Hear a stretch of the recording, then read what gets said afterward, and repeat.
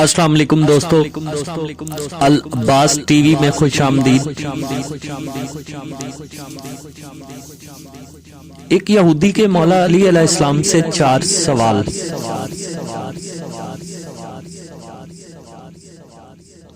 اے علی، بتائیں وہ کون سا مرد ہے جس کی نہ والد ہے نہ والدہ؟ وہ کون سی عورت ہے جس کی نہ والد ہے نہ والدہ؟ وہ کون سا پتھر ہے جس سے ایک جانور کی ولادت ہوئی؟ اور وہ کون سی عورت ہے جس نے صرف ایک دن میں 3 پہروں میں ایک بچے کو جنم دیا؟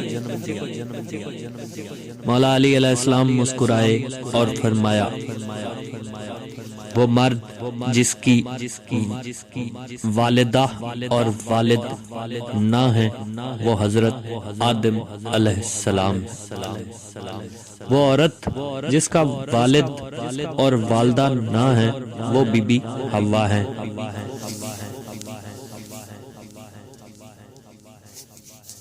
اور وہ پتھر جس کے بارے میں تم نے پوچھا، وہ پتھر